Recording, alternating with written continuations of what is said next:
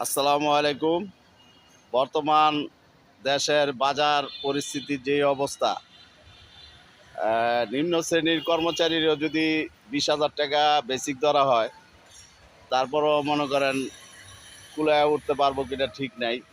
কারণ অনেকেই, প্রায় 80% লোক ব্যাংকের কাছ থেকে লোন নেওয়া মানে দেনায় জর্জরিত। তো বেতন বাড়ানোর কথা শুনছিলাম, কিন্তু এটা কোন অবস্থায় আছে এখনো বলা যাচ্ছে না।